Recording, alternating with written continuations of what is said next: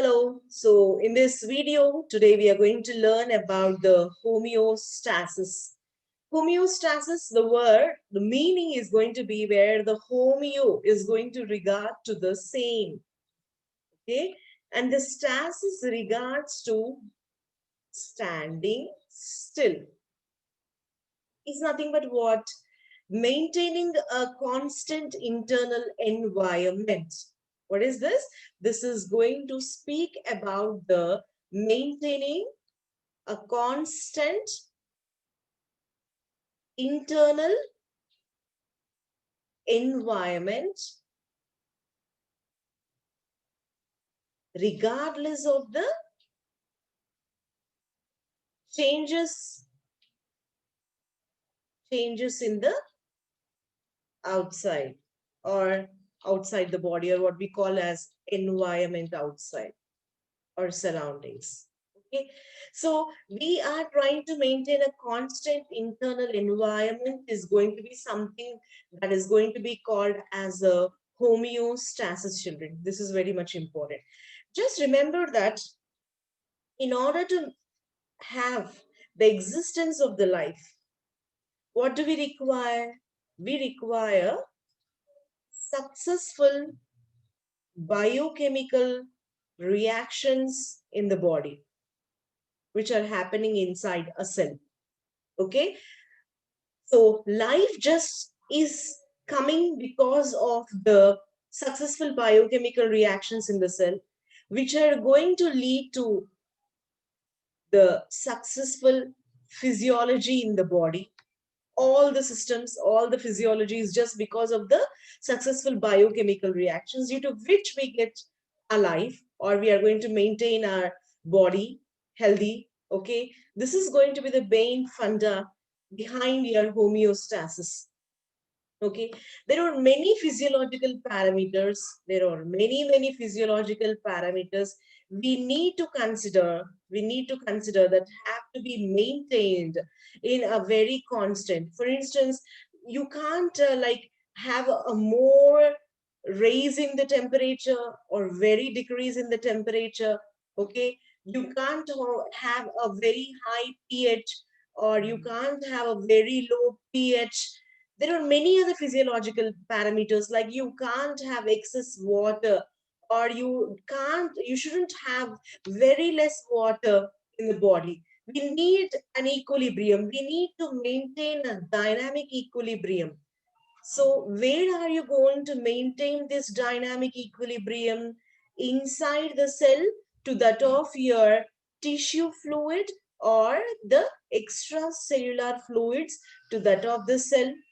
Okay, this has to be maintained, right? We need to maintain a dynamic equilibrium between many factors of physiological parameters like water, the temperature, the pH, the levels of the hormones in the body, because you all know that the endocrine hormones are actually controlling many of the cellular activities. Many of the cellular activities are being controlled by the endocrine hormones. So you can neither have excessive hormones nor less hormones. So there are many physiological parameters that you need to consider have to be maintained in a dynamic equilibrium. And we speak this in this particular topic, which is going to be the homeostasis. Now, I'll give you a few examples by which you can sort out what is homeostasis. Okay.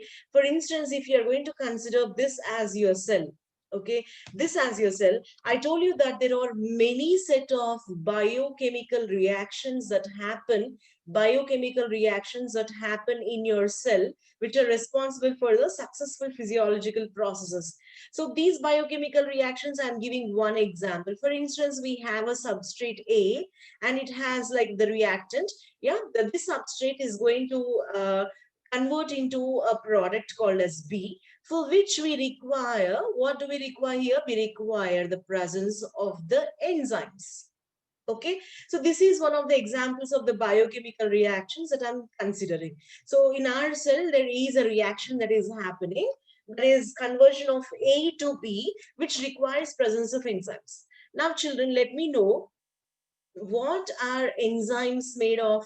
Actually, enzymes are nothing but what they are: proteins, right? Okay, and in order to have the activity of the enzymes, we need a range of what we call is a range of pH. So for what we call is activity of the enzymes, for the activity of your enzymes, what do we require? We need what is, we need the pH. Okay, for instance, if the pH is going to go very high, or if the pH is going to go very less, what happens is this condition is going to affect what it is going to, sorry, it is going to affect the, it's going to affect the what we call is nature of your enzymes, nature of the enzymes. You all know that your enzymes are made of what? Made of proteins. So just think that the change in the pH levels is going to affect the nature of the proteins. And we all know that proteins are going to have a very complex structure, a folded structure. They are going to have a folded arrangement as ribbons. It's going to be a very complex structure. It's going to be a very complex structure. Now, what happens is the change in the pH, what it does is it is going to change the nature of your enzymes or nature of your proteins. So now what happens is this leads to denaturation denaturation of your proteins.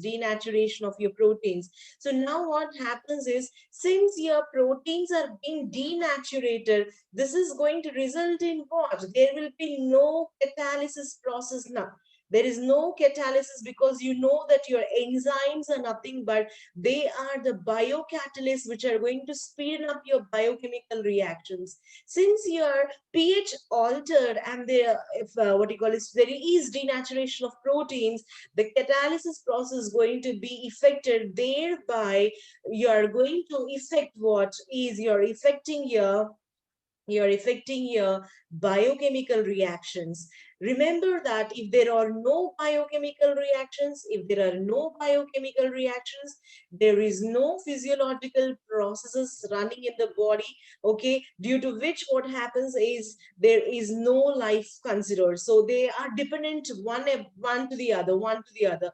If there are cells having biochemical reactions, there is a successful physiology which is responsible for your life. But as we are altering the pH now, what is happening is this is going to alter the structure of the protein, alter the nature of the protein, which is going to lead to the what you call is reduced catalysis, or there will be no catalysis actually, which leads to the effect on the biochemical reactions. Okay, and you all know that to run the biochemical reactions, what all do we require? We are going to require what is going to be called as energy, that we have seen in the previous videos about the ATP.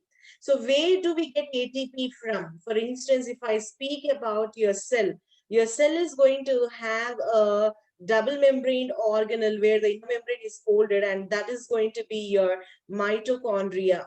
That is going to be your mitochondria. Your mitochondria has to produce ATP for you, but for which it requires what? It has to be loaded with what? It has to be loaded with the nutrients like your glucoses, they may be fats, okay, they may be proteins, or and they have to be loaded with vitamins and minerals, which are going to be the coenzymes, which are going to accept the hydrogens and transfer to the oxygen. Okay, so they require the supply of these nutrients for which process? For the process which is being called as cellular respiration process, by which they can produce what? ATP. Just imagine, if I'm speaking about the glucose, if there is alteration in the glucose levels in the tissue, so you know that your cells are being surrounded by the fluid, and that fluid is going to be called as what? The fluid is going to be called as a tissue fluid, or we can even call it as interstitial fluid, or we can even otherwise regard as the extracellular fluids. So now what happens is, your presence of these nutrients in the extracellular fluid have to be in appropriate way to be supplied to where? Supplied inside the cell for the cellular respiration process. If just imagine about, if there would be high levels of glucose, this will be leading to the hyperglycemic conditions, which is not a suitable condition. If there is going to be very, very less glucose, then we have to regard it as a hypoglycemic condition, which is also not appropriate, okay, which is not appropriate. So what you require is, we require a right amount of this particular glucose, such that it can be supplied to the mitochondria to have a successful production of the ATP to run our biochemical reactions. Okay, this is important. And just not only this, you all know that glucose has to be uh, even like in the cellular respiration, it has to be summed up with the availability of oxygen also. As you all know that the terminal acceptor is going to be the oxygen, and that is going to actually release you the more 34 ATP molecules. So not only glucose, but in order to utilize the glucose and to actually release the ATPs, we require what? We require is going to be the oxygen. So for this, what do you require now? So for the supply of oxygen now, just consider that this is going to be a cell, and we are having the mitochondria, which has to be supplied with what? Which supplied with the glucose along with the oxygen. So for the supply of oxygen, the tissue has to be having a very good supply of capillaries. Okay, it has to have a very good supply of blood. Okay, it should have a very good supply of blood, in the sense it should have good capillary running into these particular tissues. Okay, and the next thing is, your capillaries have to have these RBCs. Okay, good amount of RBCs, which are going to carry the oxygen to these particular tissues. Okay, the cells here, and surrounding is going to be extracellular fluid here. Just imagine, in order to have a good perfusion of these oxygen and availability of oxygen to your cells here, what you require is the right amount of RBCs you require. So we require right amount of red blood cells for the right amount of supply of oxygen, for the right amount of supply of oxygen. Now what happens is, if there is alteration in the level of RBC, if there is high number of RBCs in the blood, what happens is, this is going to make your blood more viscous and denser, which is not an appropriate thing. Nor you should not have a lesser amount of RBCs. This is going to lead to the anemic conditions. Okay, this is also not an appropriate thing. So what you expect appropriate, and what do you expect here is right amounts of the RBCs for the supply of right amount of the oxygen over here.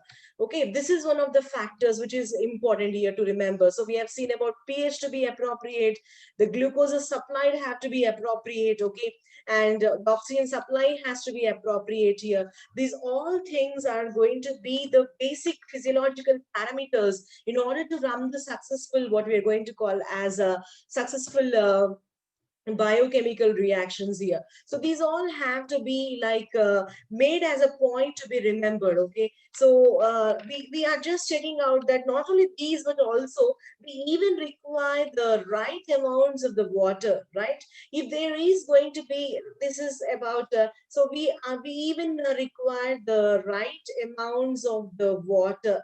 Just imagine, if there exists water, what happens is the cells are going to get overloaded. If they're going to be getting overloaded, what happens? The cells are going to just swell up.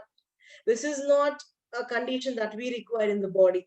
For instance, if you're going to have a very less water because of the dehydration process, because of the dehydration process, then what happens is, if this is going to lead to the cell which is going to shrink. See, just consider a condition here. This is your cell, this is your cell which is having less water, but the extracellular fluid here is having more water. So now what happens? The water molecules are going to diffuse into the cell. by which the cell is going to swell, it's going to be overloaded.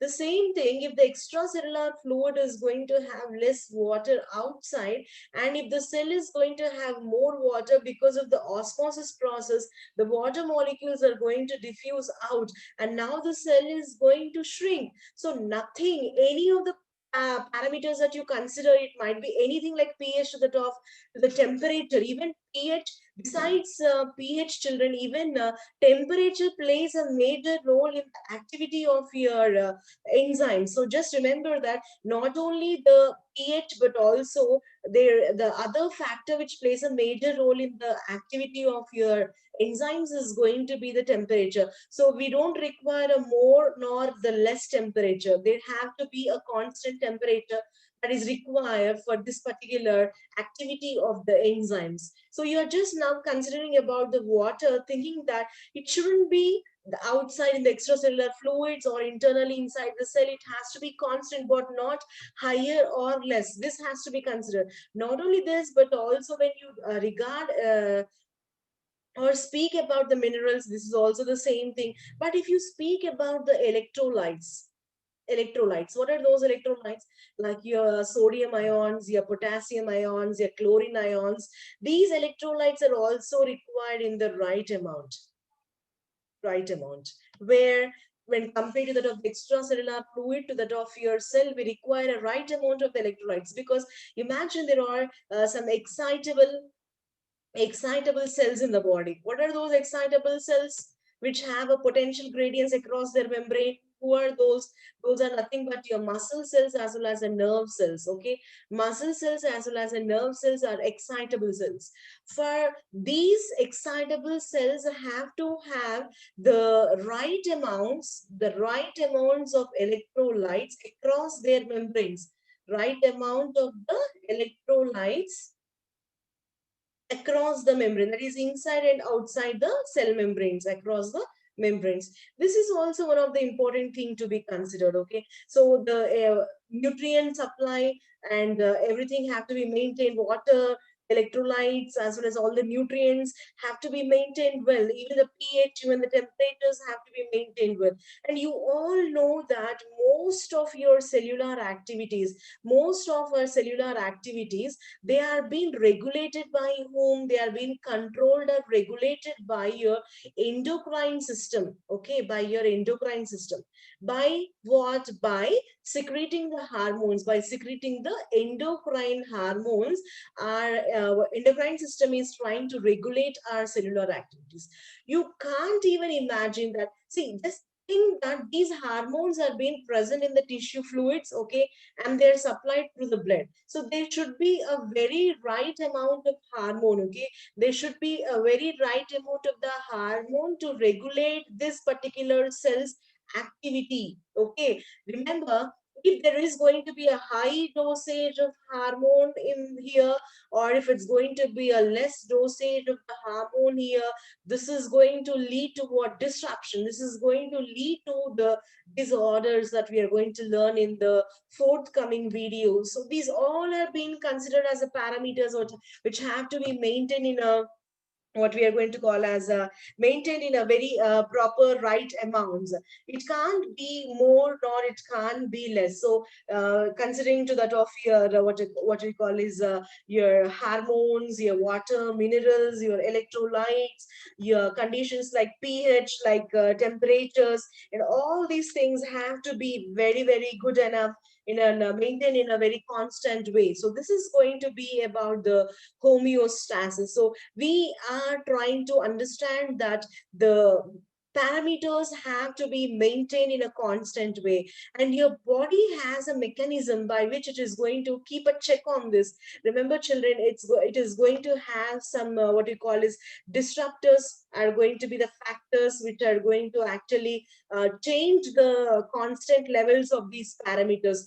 They are being considered as the disruptors. And there are some what we call is detectors in the body which are going to detect the changes brought in the environment because of this particular disruptors. Okay, and we even have the control system in the body. We have control system in the body, as well as we have some effectors in the body. What they actually do do is they try to again bring back the what you call is disturbed homeostasis to that of the regulated homeostasis or a constant internal environment. So you can consider that a body is trying to every time keep a check on the homeostasis. There are many multiple things which are going to actually disrupt your homeostasis that will be detected by the detectors, and your control systems and the effectors of the body are going to try to bring it back to normal and a constant levels. So this is about your homeostasis. Just imagine that if you are going to have a maintaining the homeostasis, there are successful biochemical reactions happening and the successful physiology, and you can just imagine that you are going to have a better life by having the good physiological activities happening in the body. Okay, I hope you all have understood about the homeostasis. And yeah, so if you like this video, please try to like the that is hit the like button, and try to share this channel with many, and subscribe my channel, because I'll be keeping on adding the many videos which are in your syllabi for the examination. Okay, thank you.